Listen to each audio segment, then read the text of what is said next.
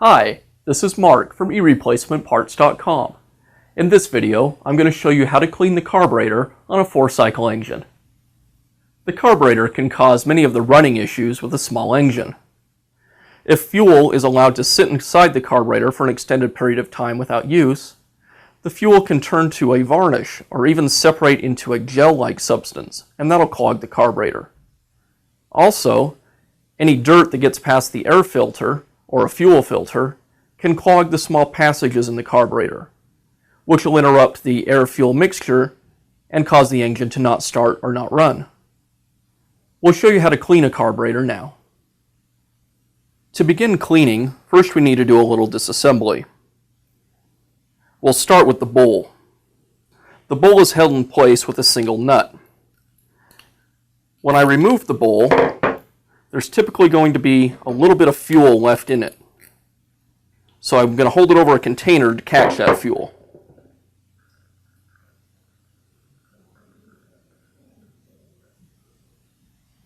The bowl can be a good indication of the condition of the carburetor.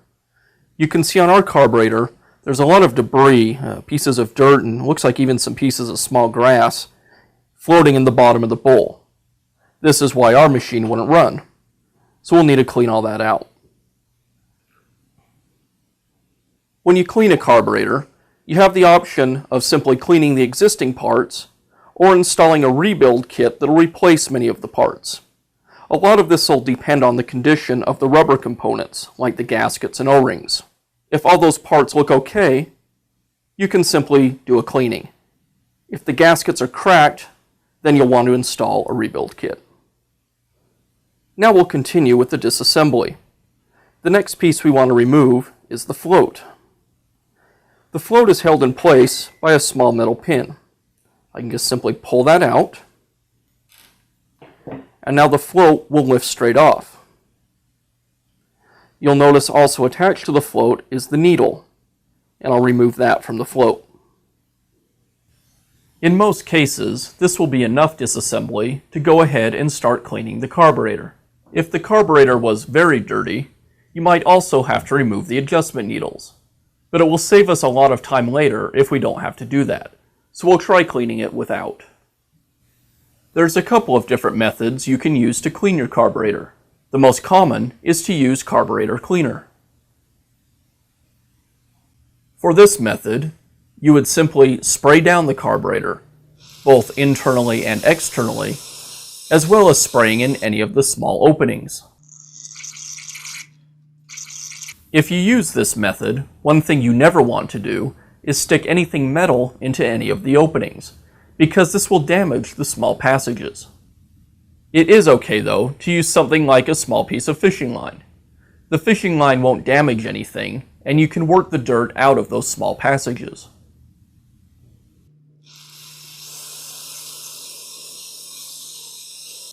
The second method I want to show you is an ultrasonic cleaner. Now I know that most of you won't have an ultrasonic cleaner already, but if you do much repair work, it's a tool you may want to consider purchasing. I picked up this one locally at a discount tool store for under $100. The ultrasonic cleaner works especially good on carburetors, as the ultrasonic action will loosen the dirt in those small passages and allow it to come out of the carburetor. Many times, carburetors cleaned the traditional way still might not operate correctly, but chances are good that if you put them in the ultrasonic cleaner, they will. The ultrasonic cleaner is simple to use. My model has a heating function that heats up the water, and I've been letting it heat for about 30 minutes now, so the water's nice and warm. I'll remove the lid, place the carburetor in the water and detergent solution, along with the carburetor bowl. I'll set the amount of time that I want the cleaner to clean for, and then just simply turn it on.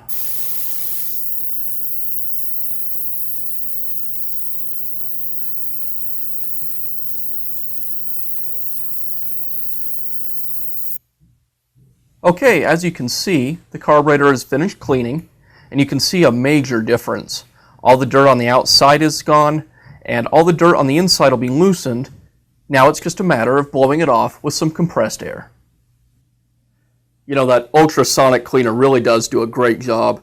You can see that the carburetor almost looks brand new compared to how it looked before we started. One thing to keep in mind with the ultrasonic cleaner is there may be a little water left in some of those small passages in the carburetor after we've blown it out. And it's a good idea to quickly get the carburetor mounted back onto your machine and get some fuel run through it just to get the last of that water out of those passages. Now we can go ahead and begin reassembling the carb. Okay, we'll go ahead and reassemble our carburetor.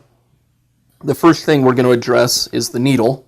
I want to go ahead and clean the surface of the needle just to make sure that there's no debris left on that. And I'll use just a little bit of carburetor cleaner to do that.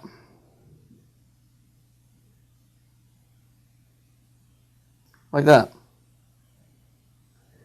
Now I'll take the float and insert the needle back into its holder on the float. Then I'll take this assembly and slide it into the carburetor. And last, we'll take that pin that holds the float and slide it back on.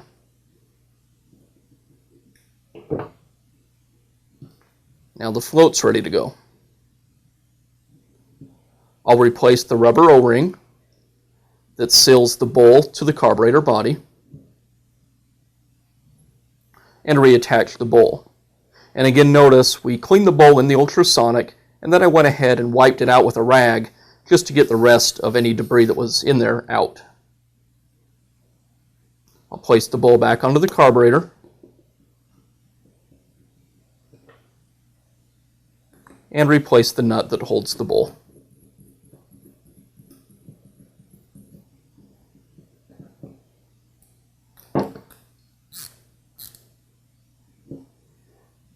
And that's all it takes to clean the carburetor on a 4-cycle engine. We hope you found this video helpful.